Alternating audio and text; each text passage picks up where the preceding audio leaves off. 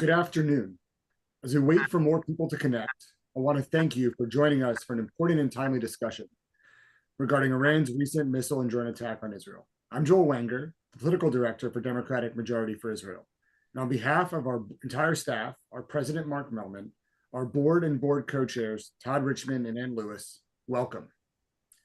Before I turn it over to our board co-chair, Ann Lewis, to introduce our distinguished guests for today's program, I want to go over a few housekeeping items.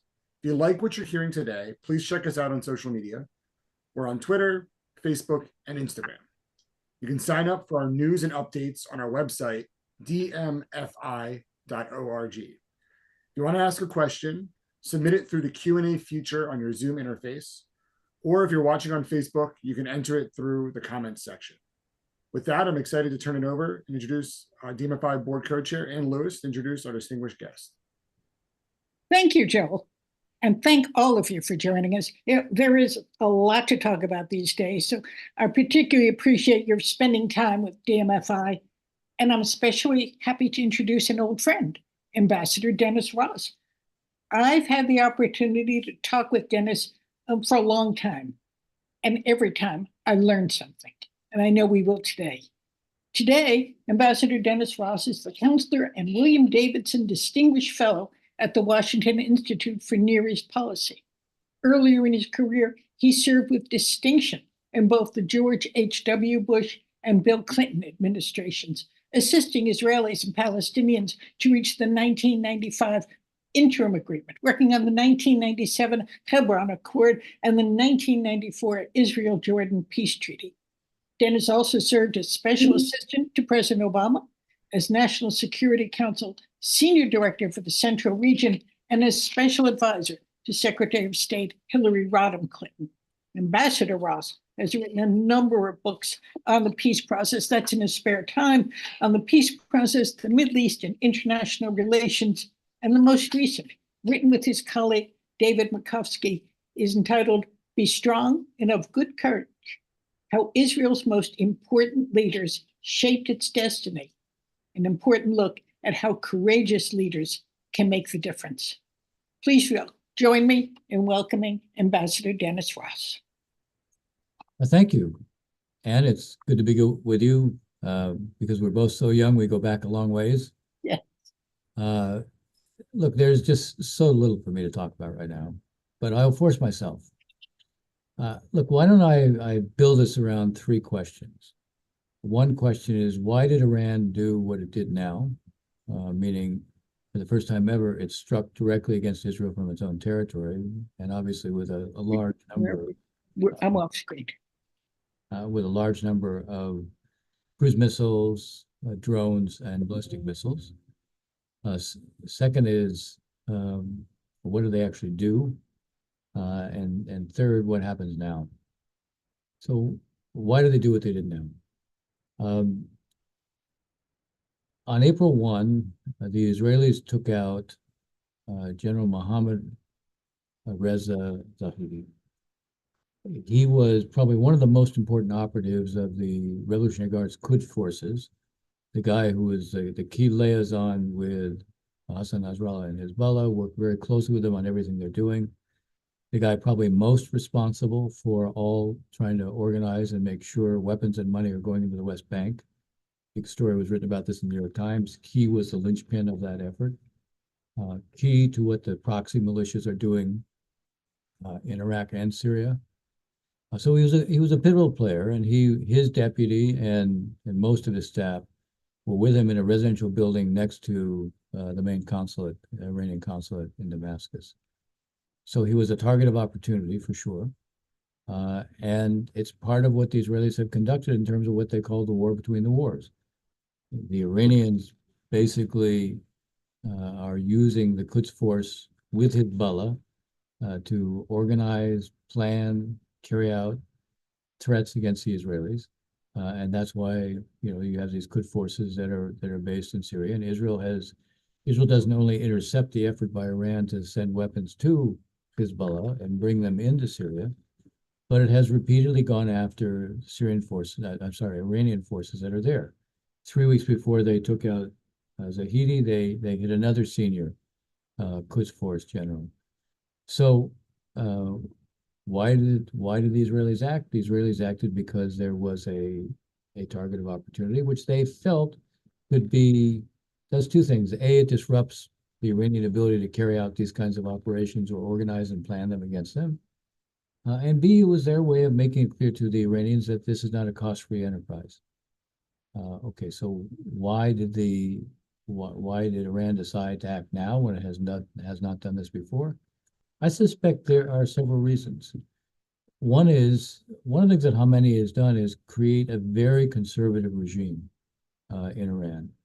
What we've seen is even moderate pragmatists, even conservative pragmatists have been excluded from being in any of the key institutions.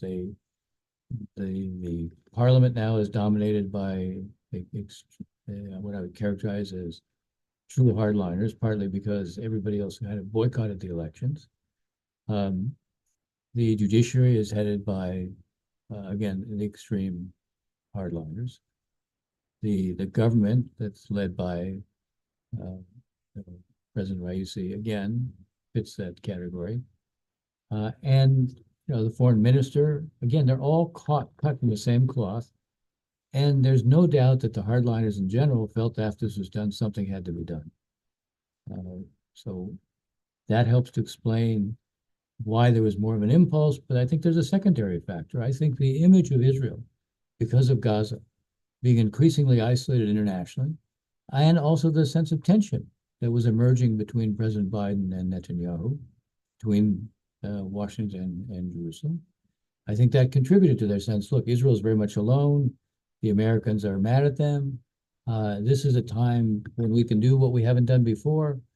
And when we do it, we'll do it in a way that allows us to change the ground rules. And the ground rules being, if Israel thinks it can go ahead and it can strike our generals and our Quds Force people who are in Syria, we're going to prove, actually, it's a new day. In fact, the truth is, it's interesting that the leader of the Iranian, the head of the Iranian military, basically had said, we've changed the paradigm, and this is their sense they've changed the paradigm. Now, what's interesting is obviously the need for Israel to respond. This gets us into okay, I will speak louder, although I don't know how loud I can speak, but I'll try to speak a little louder. One of the striking things for Israel is, what do you do at a time when Iran crosses the threshold? You won't have, there's a fear that you will lose your deterrent if you don't respond. From an Israeli standpoint, Iran cannot believe that it can hit Israel whenever Israel hits anybody who isn't in Iran. That's untenable, that's unacceptable, and therefore Iran has to know they will pay a price in a way that becomes deterring to them. This notion of restoring Israeli deterrence is obviously psychologically important. It's politically important as well within Israel. But there's another factor here, and that factor is there's an Israeli ethos. And it's not just about deterrence. The Israeli ethos is we defend ourselves by ourselves. Except this time, Israel didn't defend itself by itself. We played a significant role. We had General Kurilla there. Central Command did a lot of the planning. The interceptions of 1/3 of everything that was fired at Israel, primarily the cruise missiles and the drones, 1/3 were not intercepted by Israelis. 1/3 were intercepted by us and the others who were involved, including the Jordanians. Airspace, the airspace over Saudi Arabia was also used. The Saudis didn't do anything directly themselves, but obviously they contributed in a number of ways, including intelligence and also to use their airspace. So the fact is, Israel didn't do this alone. The U.S. did a lot, and now you have the U.S. saying, "Don't take this a step further because Iran says it's going to retaliate. We don't need a wider war." And so I think Israel is torn by what it should do. There are those clearly who will say we cannot put Iran in a position where they think, A, we can be pressured into not acting against them, and B, that in a sense, they can do this and they don't pay a price from us. That just goes against our whole concept of who we are. That, by the way, is an argument that was made in 1991 when Saddam Hussein used Scud missiles to hit Israel. There was enormous pressure on Prime Minister Shamir to retaliate from the defense minister, Moshe Ernst, from the IDF, all making the same point about we cannot be in a position where we get hit and we don't respond, and there's a perception that others can pressure us not into responding. But at the same time, the Bush administration was saying to Shamir, there is an image and a reality of the world against Saddam Hussein. We don't want to play into his hands and make this an Arab-Israeli conflict, which will affect the coalition that we have put together. And moreover, we can take care of whatever you could hit in Iraq. You tell us what you want us to hit, you pick the targets, and we'll hit it. Now, there are obviously similarities with 1991, meaning there is an effort by the US to say to the Israelis, don't do this now. You have succeeded with your defense, which has been quite remarkable. Again, to put this in perspective, over 350 cruise missiles, drones, and ballistic missiles fired at Israel. All of the cruise missiles and the drones were intercepted before they got to Israel. 1/3 by the US and others. The Israelis did the rest. There were 4 ballistic missiles that got through out of 120 that were fired or launched. Now, to be fair, many of them failed in flight, which is not exactly a testament to the Iranian skills. But still, only 4 penetrated, very minor damage. I mean, they dug holes. The air bases they went after a radar station in Mount Hermon. They went after 2 air bases in the Negev. Those bases never stopped operating throughout. There was very minor damage, and that's been repaired, and those bases are operating now. So the argument here is you've been remarkably successful. The focus is suddenly on Iran, not Gaza. You saw that there's benefit to being part of a regional coalition because they played a role, and it's in your interest to build this up. Powerful arguments, but we're not offering what the U.S. did in 1991. We're not offering to go and hit Iranian targets. Nobody is assuming that we would be, but I'm just saying it's a difference from 1991. Shamir chose not to act because he saw the greater strategic benefit, and he had the U.S. making clear what hit those targets. By the way, just as a point of historical fact, we were not very effective. We were never able to hit the Scuds. And yet, Shamir still made the decision that strategically Israel was better off not responding. It's hard for me to believe that Bibi, especially given the pressures from his right, will not make a decision to respond, but there's a lot of different ways to respond. He's under pressure, obviously, here. There is someone like Gideon Sa'ar, who's not in the government, left the government, but is on the right wing, basically said, let's keep our eye on what the real priority is. And he said the real priority is Gaza. Let's not shift the focus here. Let's not get into this. Let's not cost ourselves something. Let's not lose sight of what's important to us. I mean, that's interesting that someone like Sa'ar would say that. Certainly a right-winger, although not a crazy right-winger, not a messianic nationalist like Smotrich and Ben-Gvir. But that's kind of the lay of the land and the pressures that Bibi will be under. Everyone is saying in Israel there will be a response, but they're also being smart about this right now. They're saying we will choose the time, the method, the means, and the place. That gives Israel a lot of flexibility.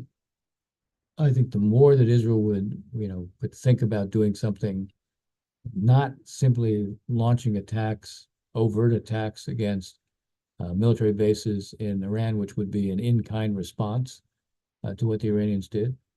I think Israel would be smarter. I think it does have to respond, but it shouldn't have to rush to a response. And the response could be a massive cyber attack that shuts down most of Tehran, which Israel could do.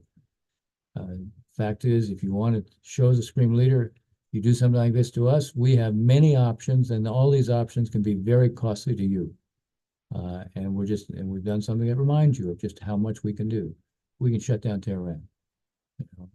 Turn off the lights, stop, people won't get gasoline, disrupt the banks. It's not like Iran can come back and try this against Israel because they try it every day anyway. So that would be one option. There are other covert options that the Israelis could pursue. And again, they could take some time before they do it and just keep the Iranians in a position where they remain extremely nervous. Not clear exactly what Bibi's going to choose to do. And I'm not sure exactly when it will happen. Pretty clear it's not imminent right now because all the schools are open and there are no special guidelines going out to the Israeli public. There is a question, I'll conclude with this. There is a question about how could Israel take advantage of this more generally? You do have, as I said, a kind of interesting regional lineup that showed itself to be prepared to be supportive of what Israel was doing. Maybe not in terms of what it's saying, but practically in terms of supporting what Israel did. This could be a point where Israel could think about a different kind of initiative on Gaza. We can get into that if you want. Look, at this point, the administration clearly prefers that Israel not take any further retaliation, although I'm quite sure that if Israel came in with some of the covert options, I don't think the administration would be so opposed to it. But why don't I stop there and we can pick it up. Thank you, Ambassador. That was very helpful. Reminder to folks, if you have questions, you can use the Q&A feature at the bottom of your Zoom. If you're watching on one of the other platforms, you can comment your questions to us as well. So to start off, one question that we have is that some people are saying that Iran actually intended for this attack to fail. Could Iran have known that the Iron Dome, David Sling, and Arrow and other technologies would be so effective and that their attack would cause just, at this point, one child to be wounded? For those who are out there saying this was just kind of a statement by Iran, it wasn't really, they knew they weren't going to succeed. I think that was not at all what was guiding them. I think there was a very deliberate effort on the one hand to send signals in advance so this wouldn't turn into an all-out war. But on the other hand, they were determined to try to inflict serious damage within Israel. Maybe not casualties, but certainly to the bases. No way did they think that out of everything they were firing, only 4 would penetrate into Israel. No way. This is hardly a demonstration of their military prowess. If they were going to do this, they wanted to show the significance of their military force, even if they were trying to do it in a way that wouldn't trigger an all-out war.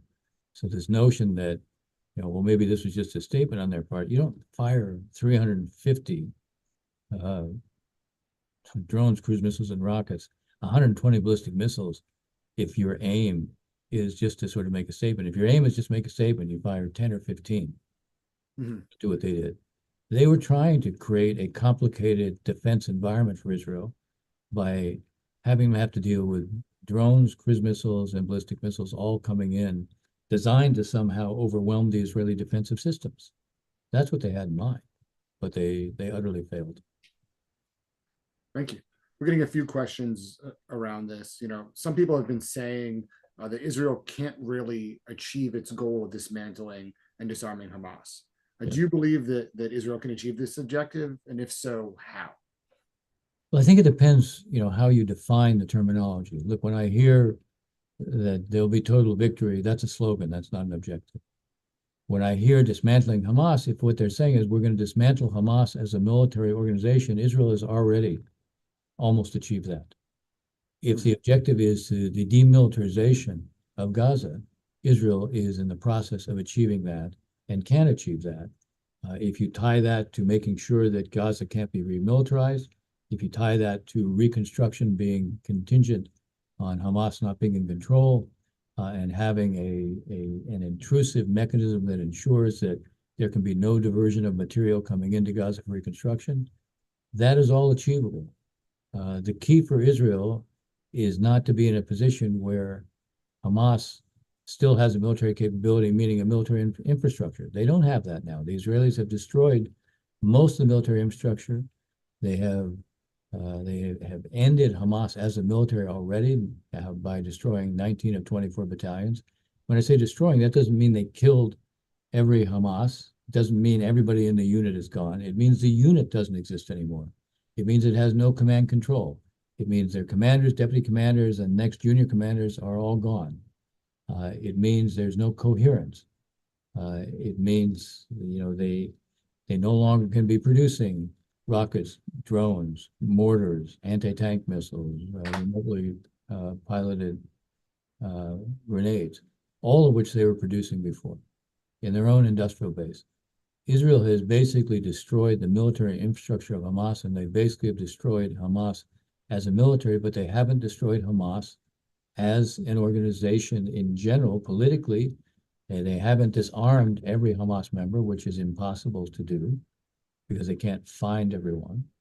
And they haven't, because they didn't, that this wasn't thought through. They have pretty much left a vacuum, and it's not in Israel's interest to leave a vacuum. So there's a need to work for some kind of transitional period.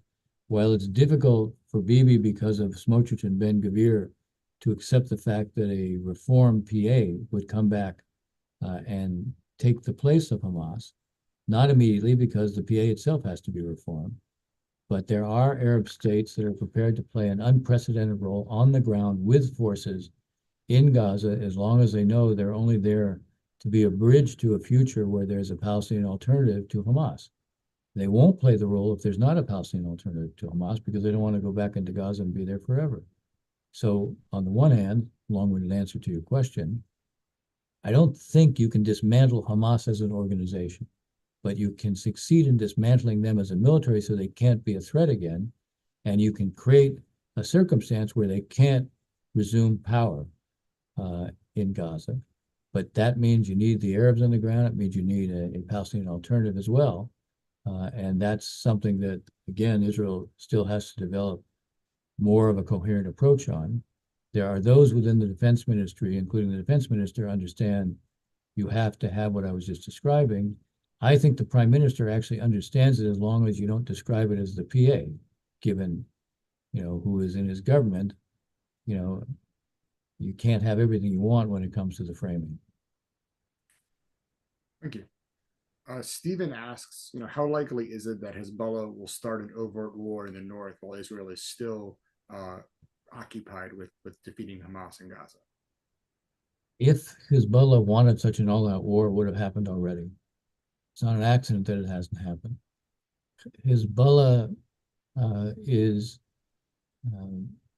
Iran's most important proxy, but unlike the other proxies, Iran will not fight to the last of Hezbollah. Hezbollah is the only place the Iranians have exported successfully the Islamic Revolution. Hezbollah is the equivalent of their Foreign Legion. They train all the other Arab militias. Not all the Iranians are fluent in Arabic. And so it is Hezbollah that plays this role. They trained Hamas. They are the ones who helped build the military-industrial base there. The Quds Force does a lot in this regard, but they actually bring people to Iran, but they always bring Hezbollah with them. So if you're looking at how the Houthis learned to be able to build a lot of their own anti-ship missiles, they're knockoffs. It's the Iranians with Hezbollah who've done it. You look at Hamas building this military-industrial base, it's mostly Hezbollah that has done it. So Hezbollah, in addition to everything I just said, Hezbollah has 150,000 rockets. And those represent a deterrent against Israel going after the Iranian nuclear infrastructure. I say all this not to say that Iran is simply telling Hezbollah don't do it. Nasrallah is also saying to the Iranians, look, my own base, the own Shia base in Iran doesn't want us to go to war with Israel. So we're going to do this in a way that ties the Israelis down. We're going to show that, we're limiting what Israel can do elsewhere because they have to pay attention to us. But we don't want an all-out war here.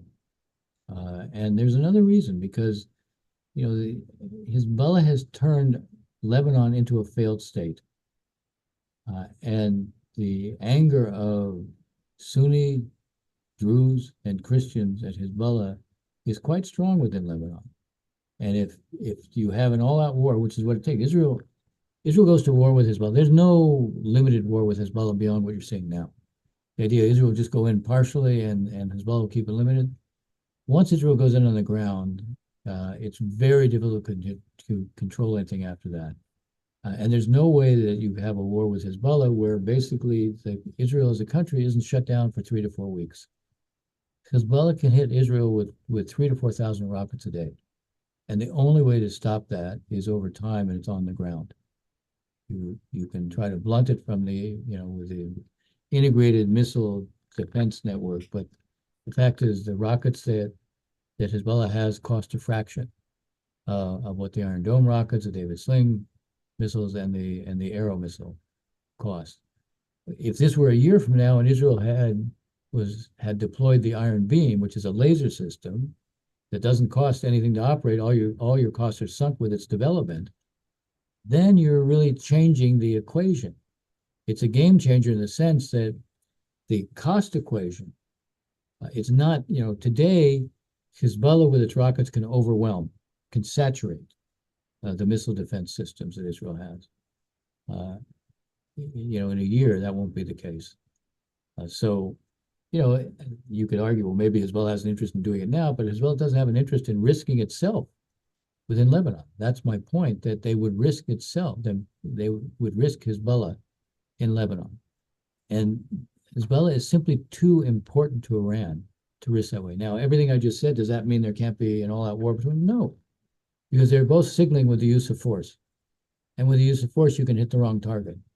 And then you create a kind of ratcheting up where suddenly it takes on a life of its own. Neither side wants that, but when you signal with force, you can lose control. So I am concerned that this can still escalate, but I still think it's less likely than likely. Thank you. We're getting a few questions around the topic of Iranian deterrence. Yeah. President Obama famously joined Israel in saying don't, but Yeah. Iran did anyway. Yeah. That seems like a failure of deterrence in that way. If so, why did deterrence fail in this case, and what needs to be done to restore Iranian deterrence or the U.S.'s deterrent ability against? I think that the problem when President Biden says don't, the initial don't with 2 aircraft carriers that show up was quite powerful and had an impression on Hezbollah. And I can tell you, Hezbollah's commentary changed immediately. Now, they were making all sorts of big threats until suddenly the 2 aircraft carriers showed up, and that stopped. It really stopped after President Biden said don't. The don't this time was accompanied by a message that we wouldn't join the Israelis. In fact, we did defensively. Every time we say, and I understand the reason we say it, but every time we say we don't want escalation, the message to the Iranians, okay, so we're very fearful of escalation, which means from an Iranian standpoint, they can hit because we don't want to be involved. We don't want to see escalation. I understand the political reasons here to say that, but I'm telling you, it reduces the uncertainty on the Iranian side. Their uncertainty is what builds the deterrent and their reluctance to use force. There's a long pattern of Iranian behavior where they do not want to engage in direct wars themselves, and certainly not with us. And every time they think they're risking that, they back down. We see it. Now, this time, they decided there was a limited risk of the war expanding, in part because they were signaling that they were going to act. They're going to act in a big way because they had to respond. They would lose face if they didn't. They would lose face internally. They would lose face before their proxies. They were going to respond. But by providing all the telltale indicators of what they intended to do, they were also signaling, okay, we intend to do this, but we don't intend to do more. So this was their way of saying, we're going to keep it limited, but if the Israelis retaliate, then we'll do a lot more. So they're in effect saying we want to keep it limited, but they were also signaling that they were prepared to escalate in response to an Israeli retaliation against them. This is, in a sense, saying what I'm suggesting our posture should be. Our posture should be, there's an old Thomas Schelling concept that he described as a threat that leaves something to chance. You want them to be uncertain. They need to be unclear what exactly we're going to do. They need to be fearful we might be drawn in and we might hit them, and then they might be involved in the war with us, and they really don't want that. Okay, we don't want it either, but we don't have to broadcast we don't want it.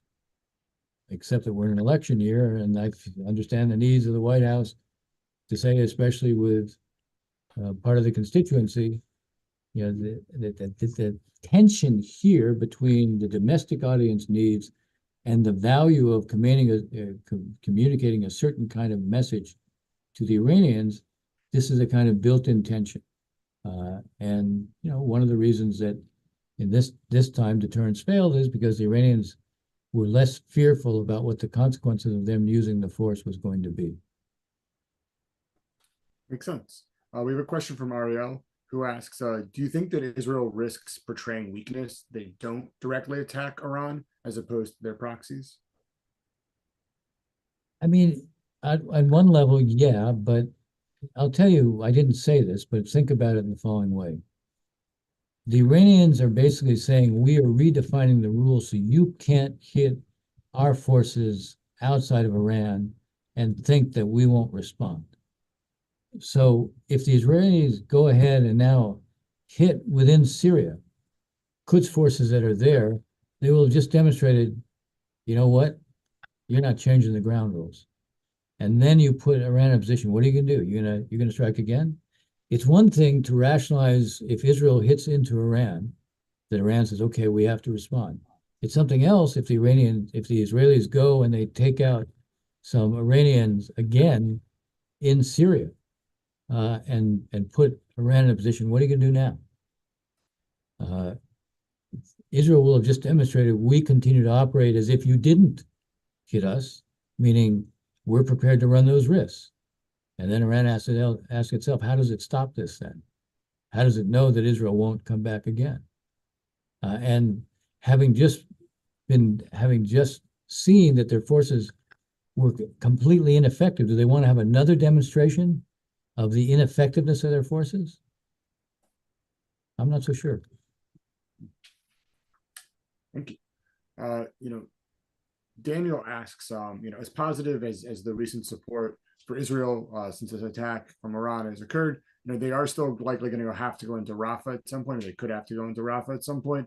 Yeah. And when they do, does that just immediately reverse all of this goodwill that we've seen? Basically, you alluded to the fact that you can only eliminate Hamas militarily and not governmentally. Like, how do we accomplish that goal without losing the support and goodwill that we've gained? It's a challenge, but let me just remind everybody of one little fact. One of the things Bibi agreed to from the beginning is that the 1.4 million Palestinians who were crammed into Rafah, that there would be no Israeli effort to root out the 4 battalions so long as the 1.4 million were there. If Bibi were really serious about moving against Rafah, we would see the evacuation. But no serious evacuation yet. So this is not an imminent, it's not an imminent issue. I mean, the truth is, Israel, Bibi is unlikely to do what I'm about to say, but he would be very smart if he were to do it. If Bibi were to say, okay, we're going to allow the humanitarian situation in Gaza to be fixed. We're going to declare a unilateral pause. If we see Hamas trying to take advantage of the pause, we'll act against Hamas wherever we see it doing that. But we're going to have a unilateral pause. And with that unilateral pause, this can fix the humanitarian situation, create a structure there to ensure that what's going in is enough, and also that there's a distribution system that ensures that people who need it get it, and there's a security element in place to help secure the distribution as well. And he could say, look, apparently we care more about Palestinians in Gaza than Hamas does. If Hamas isn't prepared to respond to this unilateral pause. Now that pause also could give the Biden administration the ability to go to the Saudis and try to finalize the deal with them. The one thing that MBS has said is he's not walking away from wanting to do the normalization deal, but he won't do it so long as the fighting is going on in Gaza. So let's say you have that pause. Maybe that changes the equation with the Saudis. It certainly could improve the Israeli imagery internationally. It would certainly help the president, who's obviously gone out on a limb for Israel. It works against what part of his coalition for sure wants, but it certainly is something that would help the Israeli strategic position. I've written a piece where I described Israel is tactically succeeding, but losing politically. Because in a sense, Israel hasn't operated on the basis of the Clausewitzian notion that war is the extension of politics by other means. The whole purpose is to produce a political outcome that justifies the use of force and that guarantees that not only is Gaza never going to be a threat, but Hamas can never again be a threat to Israel. So, could Israel do what I just described? They could. I'm not confident that they will. My main point to you is that no move against Rafah is imminent because you still have maybe a few people have begun to leave to go to Han Yunis because Israeli military pulled out of Han Yunis. There is not a very significant Israeli military presence in Gaza any longer. They had 5 divisions in Gaza. They have 1 brigade now. I mean, the level of their military activity in Gaza has slowed way down.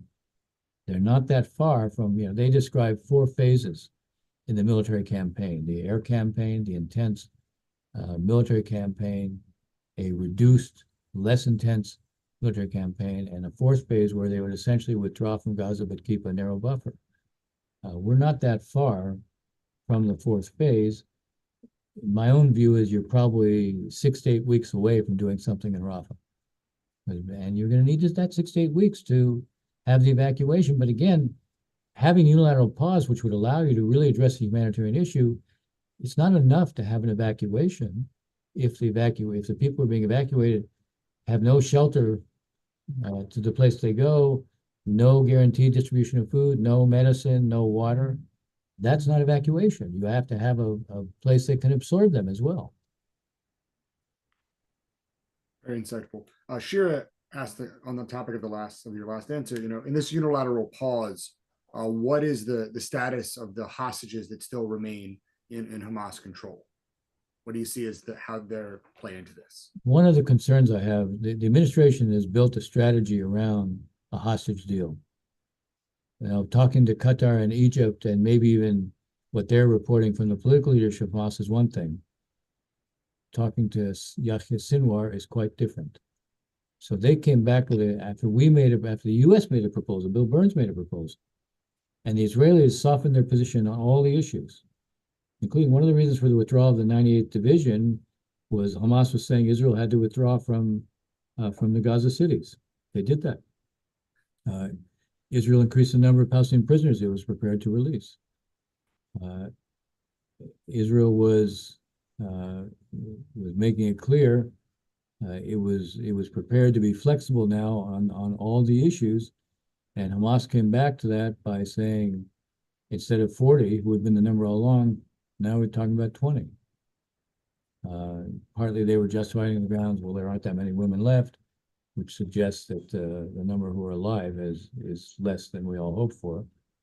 But if you build a strategy exclusively around a hostage deal, and Sinwar doesn't want a hostage deal, then what are your other choices?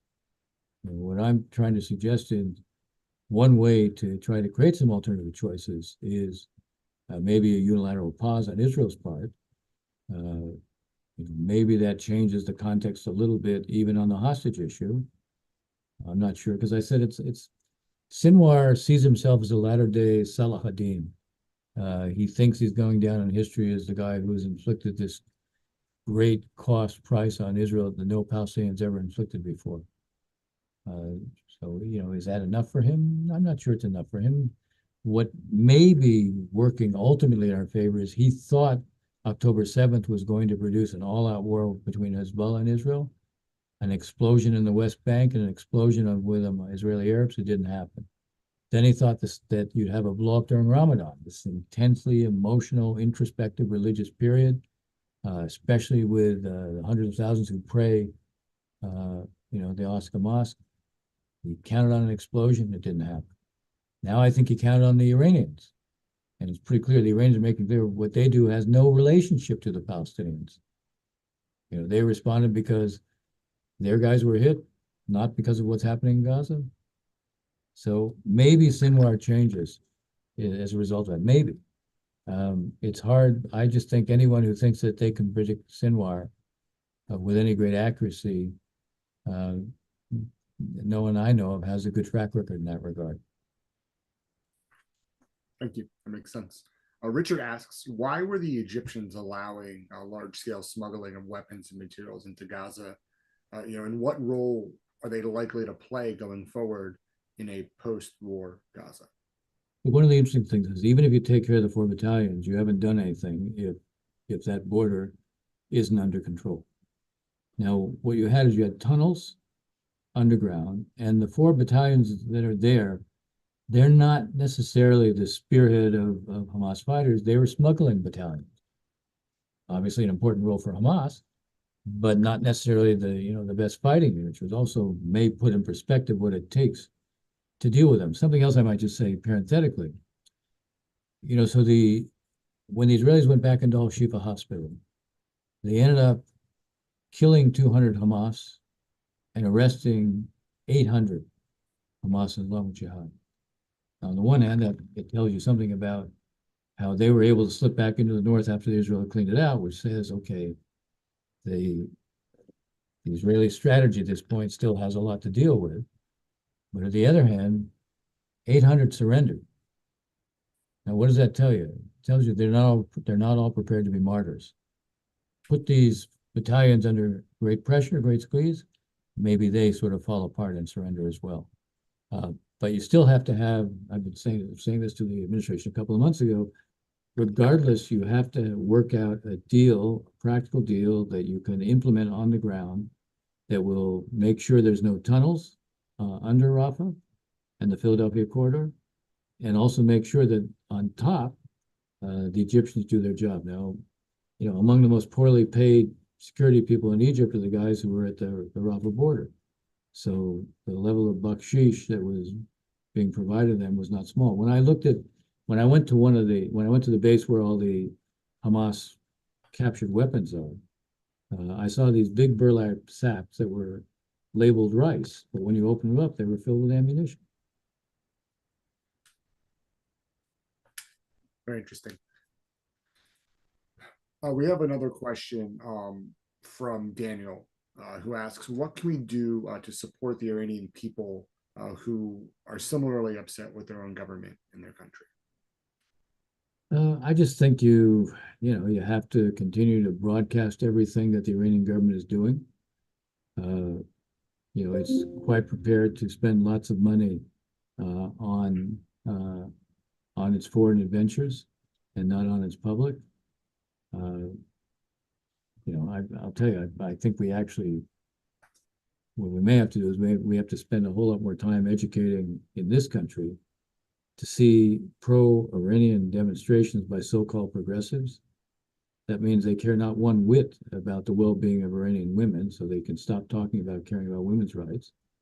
They care not one whit about the suppression of all the artists and anyone who has any dissent from the regime. It's incomprehensible you could have a pro-Iranian demonstration on a campus here by people who claim to be progressive. I would like to know what their definition of progressive is. We're going to take a little bit of a turn for our last question here. Greg wanted to know, given your role in past Democratic administrations and your continued role within the Democratic Party, what is your view on the future of support for Israel within the Democratic Party? I'm worried. I think that we're seeing the product of the last 15 or 20 years of very strong anti-Israeli forces in this country. I mean, basically, the BDS movement, the Justice for Palestine. They created an image, and the image was an image of Israel, tied up with this progressive mindset of Israel being, a white privileged state, an oppressor. The whole focus of this is part of the struggle for equality. And it didn't necessarily resonate until Gaza came along, and the image of Gaza, death and destruction there, it began to connect with people. So, I think we have our work cut out for us in the Democratic Party to do a kind of massive education job just to explain what are the realities. I go on campuses all the time. I will do, I don't know, 15 or 20 campuses this year, in addition to my own teaching. And when I hear slogans like Israel is a colonial state, it shows not the slightest understanding, first of all, what colonialism is. Secondly, no understanding or awareness of what Israel is, where it came from. This isn't part of an empire. This wasn't exploiting a colony. These were largely refugees who had no place else to go. This was a place where the Jews always had a historic presence and always had a historic connection to the land. It was the last, it had nothing in common with colonialism. And yet, this was, when I was at Stanford, the first question I got by an Asian student was, I read social media that Israel is a colonial settler state. So I answered it, but these things have become tropes. And they get repeated over and over again. It's like, from the river to the sea. No clue as to what the river is, no clue as to what the sea is, not aware of what the implications are for what's in between. So yeah, if you ask me, am I worried about what's going on in the Democratic Party, and especially with the younger demographic, not just the progressive, the younger demographic? I am. Somehow I think we need strategies for finding ways to address that, but really, coming up with educational strategies. It's not impossible. When I see the result when you go, David Makovsky and I and Raith Alamar, we go, we will, together, we will pit over 30 campuses.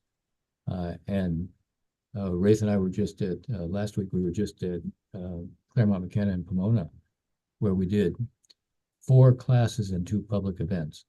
I think of these small liberal arts colleges, you can have a very big impact if you go and you spend at least a day and you do classes and not just public events. Maybe some of what needs to be targeted is that. Well, thank you. Well, we're thankful for our partnership together with you to help make sure we keep the Democratic Party strongly pro-Israel. And I want to thank you, Ambassador Ross, for your time today and for sharing your insights with us.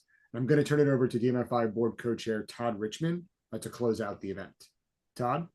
Great. Thank you, Joel. Ambassador, I literally, I'm so upset that it's 4:50. I could listen to you for hours on end. So really want to just say thank you so much for your insight and for always, being a part of DMFI whenever we need a smart, intelligent person to, do these briefings. So thank you so much. And on behalf of our CEO, Mark Melman, my co-chair, Ann Lewis, the other board members that are on the call, and the amazing staff at DMFI. We want to thank everybody for being on the call. I would like to just say one thing. When Greg's question in regards to the Democratic Party and the ambassador's answer to that, everyone should realize that there is an organization, Democratic Majority for Israel, DMFI, that is on the Hill day in and day out, that is fighting at conventions, state conventions around the country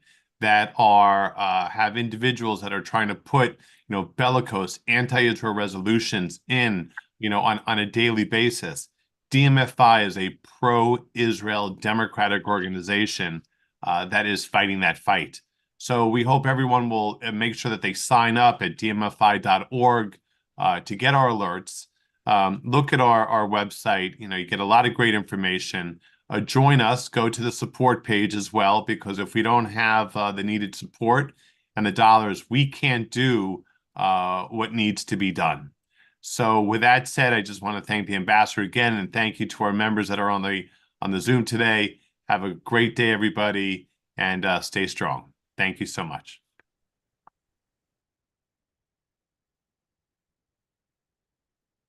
Thanks much.